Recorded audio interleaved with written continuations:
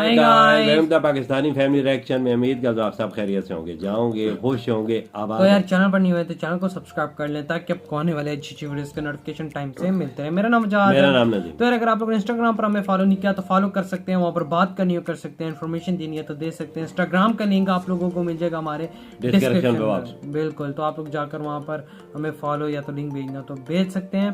तो यार आज का वीडियो बहुत ही ज्यादा बड़ा निकल कर आ रहा है। फाइनली यूक्रेन को अपनी गलती का एहसास हुआ है और उन्होंने इंडिया से मदद मांगी और उनको सॉरी भी बोला है। इंडिया को यूक्रेन ने, क्योंकि यूक्रेन को सीधी हरकत कर नहीं रहा था, इंडियंस के साथ, स्टूडेंट्स के साथ भी बहुत बुरा सलूक कर रहा था। ये बात तो बिल्कुल सही है। बिल्कुल, और इंडियंस को भी धमकी दे रहा था, बात पे धमकी दे रहा था। और अभी ये वीडियो देखते हैं कि भाई क्या यूक्रेन ने बोला है, तो काउंट करते हैं 3 2 1 स्टार्ट। दोस्तों ये तो पहले दिन से ही भारत, रशिया और यूक्रेन के मुद्दे पर तटस्थ दिखाई दिया, जो कि एक सही नीति थी। लेकिन काफी सारे लोग इसका विरोध भी करते नजर आए। किसी ने कहा कि हमें खुलकर रूस का समर्थन करना चाहिए, लेकिन इस स्थिति में हम 25,000 भारतीय स्टूडेंट को इतनी आसानी से ना निकाल पाते। कुछ ने कहा कि हमें खुलकर यूक्रेन का पक्ष लेना चाहिए, लेकिन इस स्थिति में न केवल हम अपने भरोसेमंद दोस्त को खो देते बल्कि हमारी नेशनल सिक्योरिटी भी दांव पर लग जाती, क्योंकि अभी भी LAC और LOC से खतरा कम नहीं हुआ। ऐसे में हमारे 60% हथियार रूसी हैं, जिसके मेंटेनेंस से लेकर स्पेयर पार्ट वगैरह रूस से ही आते हैं। चाहे भारतीय सेना में शामिल सबसे घातक मिसाइल ब्रह्मोस हो,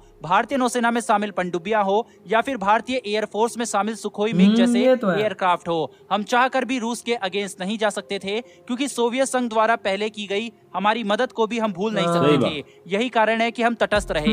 इसका नतीजा ये निकला कि यूक्रेन से बाहर निकलने वाले किसी भी व्यक्ति के लिए तिरंगा झंडा सुरक्षा की गारंटी बना। रूसी सरकार ने भारत को समय समय पर उस विंडो के बारे में भी बताया जो रूसी हमला शुरू होने से मौजूद है। उस दौरान भारतीय छात्र और भारतीय नागरिक निकलकर जा सकते हैं। यहाँ तक कि रूस ने उन स्थान को भी चिन्हित किया जहाँ से भारतीय नागरिक जा रहे थे और वहाँ कोई गोलीबारी नहीं की गई। लेकिन भारत की इस तटस्थ पॉलिसी से एक देश खासा नाराज रहा, और वो है खुद यूक्रेन। यूक्रेन ये बात जानता था कि भारत के वोट का महत्व UN में सबसे ज्यादा है, क्योंकि पूरी दुनिया का पता था कि कौन किसकी साइड लेगा। और भारत क्योंकि रूस का सहयोगी है और ऐसे में भारत ने यूक्रेन के पक्ष में वोटिंग कर दी तो ये एक बड़ी जीत समझी जाती। लेकिन भारत ने एक बार नहीं बल्कि हर बार UN में अब्सटेन किया, और इसका नतीजा ये निकला कि यूक्रेन खुलकर धमकी देने पर उतर आया। सबसे पहले UN में यूक्रेन के प्रतिनिधि ने कहा था कि भारत को तो हमारा साथ देना चाहिए था, क्योंकि इसके स्टूडेंट जो यूक्रेन में फंसे हुए हैं। इसके बाद यूक्रेन से भारतीयों को मारे जाने और बंदी बनाने की भी खबरें आई थी, मगर अब ऐसा लग रहा है कि मानो यूक्रेन को अपनी गलती का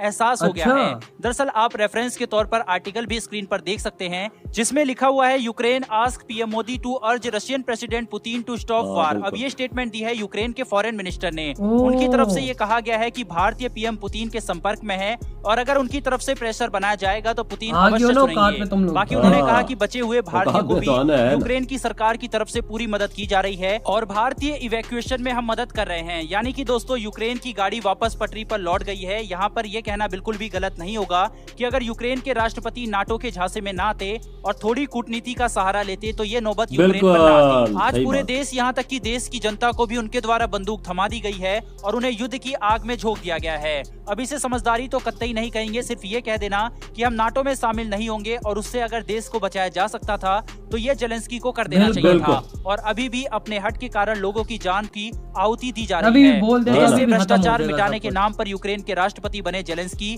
पेशे से एक कॉमेडियन है, लेकिन आज भ्रष्टाचार तो नहीं बल्कि अपना देश ही मिटाने की दिशा में वो आगे बढ़ चले हैं। लेकिन दोस्तों यूक्रेन तो बर्बादी की राह पर चल पड़ा है, लेकिन इसी बीच चीन का भी नुकसान काफी ज्यादा हो रहा है। कैसे रूस का एक्शन पड़ गया चीन पर भारी, चलिए देखते हैं। दरअसल यूक्रेन की वजह से पूरी दुनिया में, खासकर यूरोपियन यूनियन के देशों में, चीन अपनी BRI परियोजना को लेकर चिंतित है।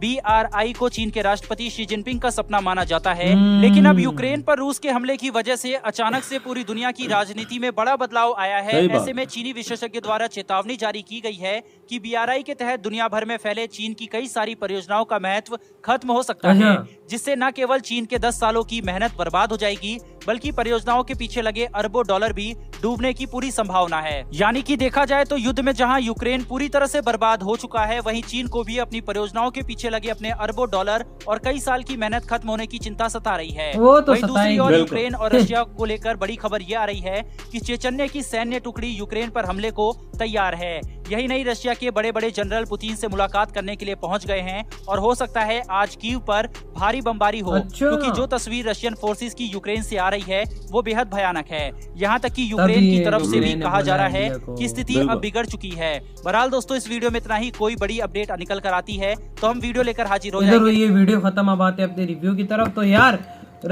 यूक्रेन तो बढ़िया उस टाइम धमकियां दे रहा था कि तुम लोग इनको सपोर्ट कर रहे हो तो तुम्हारे स्टूडेंट यहाँ पर फंसे हुए हैं। कभी कहता था कि तुम लोगों को फूड की सप्लाई कौन करेगा, वो जो खाद्य मादे होती कौन सप्लाई करेगा, हम ही करते हैं, हम नहीं कर सकेंगे, तुम जंगे रुकवाओ। अब आए कि नहीं आए लाइन पे? वो यार ये लाइन पे इनको आना ही चाहिए था। ये थोड़ी सी इनसे इनके सदर से गलती है। वो तो अगर ये गलती ना करते तो ये इसको जंग में न धकेलते। यही तो बात है। लेकिन आप पटड़ी पे आए हैं ना, वही ना, आप तो पटड़ी पे हैं। इंडिया से कह रहे हैं कि आप प्लीज रशिया को बोले कि ये जंग रोके। और भाई आप बात करें, आपको पता है, इनको पता, पूरी दुनिया को पता है कि रशिया और इंडिया एक दूसरे से बात में, तो इनको भी पता, तो ये भी कह रहे हैं कि आप रशिया से प्लीज बात करें और बोले जंग रोके। तो ढक्कन के बंदो, ढक्कनो, तो तुम लोग खुद ही क्यों नहीं ऐलान कर देते कि हम सोवियत में भी नहीं, हम उधर नेटो में भी नहीं घुसते, हम यूरोपियन यूनियन में नहीं घुसते, रशिया को बोल दो सॉरी।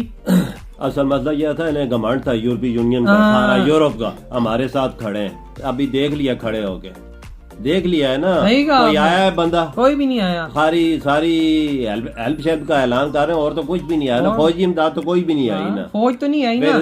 इंडिया के साथ तो तलकात इसको बेहतर बनानी चाहिए। अगर इंडिया जंग रुकवा सकता है, इनकी सुलह सफाई आपस में करवा सकता है, इंडिया में इतना दम है। सही का तो पहले यूरोपियन यूनियन, वो जो यूएन में भी हो रहा था, ठीक है, उसमें भी कहते कि तुम लोगों स्टूडेंट फंसे, स्टूडेंट्स पे कितना तुम लोगों ने जुल्म किया है। बॉर्डर्स पे उनको खड़े रखा है, ट्रेनों पे तुम लोगों ने उनको बैठने नहीं दिया, इंडियन स्टूडेंट्स को, अफ्रीकन पाकिस्तानी जितने भी तौर पे, तुम इनसे हेल्प क्यों मांग रहे हो? आ गए हो ना तुम लोग लाइन पे, तो क्या हुआ? इतना घमंड दिखाने का तुम लोगों को नतीजा क्या मिला? अभी तो 9 दिन हुए, अभी तो 9-10 दिन हुए। घिटने रगड़ने इंडिया के सामने शुरू कर दी। कहते हैं ना, इंडिया ना कुछ करके भी अगलों को मतलब रुलाता है, मतलब जो दुश्मन हो। तो वही बात है, यूक्रेन का भी ऐसा हुआ है। अभी कह रहे कि हम स्टूडेंट को सही सलामत भिजवाएंगे। अभी सही रास्ते पे आए हैं ना, देख लिया है ना इंडिया का दबदबा और रोक। बिल्कुल पता है ना, रशिया से संपर्क में आज इन्हें पता लग गया है। वजह असल मसला ऐसा है, इनकी अपनी गलती है ना, गलती है इनकी अपनी गलती। अगर थोड़ा सा ये रशिया का मान लेते ना, थोड़ा सा भी, ये नौबत ना आती। ये दुनिया सारे फसाद ये जो चल रहे हैं, क्राइसिस, ये ना होते, सारी दुनिया ना चलती, इनकी वजह से हुआ है। बिल्कुल, ये यूक्रेन के एक फैसले की वजह से कितने सिविलियंस मारे जा रहे हैं। बिल्कुल, सारा फौजी मारे जा रहे हैं, सारा यूक्रेन तबाह हो गया यार, एक फैसले की वजह। सिर्फ ये रशिया की याद है, उधर ना जाओ बस, उनके साथ ना बैठो। मैं कहता हूँ रशिया के साथ रिलेशन अच्छे करता ना, इंडिया के साथ भी इसके बहुत ज्यादा अच्छे रिलेशन। बिल्कुल, ये तीनों बन जाते आपस में गठ जोड़े। सारा यूरोप एक कदम में होता है। क्यों होता है? सब चीजें इधर से जाती हैं उधर यूरोप में। यूरोप के पास क्या है? कुछ नहीं है। 4 सोलर बड़े प्लांट लगे हैं जो बिजली सप्लाई कर रहे हैं यूरोप को, रशिया के अंदर। अंदाजा लगाओ ना, वही ना, इसको फायदा नहीं था, लेकिन बस यही क्या, फिर उनकी बातों में आ गया वही ना, लेकिन आया अब। लेकिन इंडिया के कदमों के नीचे गिरा। हमारा तो मशवरा यही है कि भाई खुद ही आगे टीवी पे ऐलान कर दे तो बेहतर। तो यार आप लोग, मैं जंग रुकवाता हूँ, भाई मैं खत्म कर। तो यार इधर ही वीडियो खत्म करते हैं। अपना बहुत ज्यादा ख्याल रखिए। तो बाय।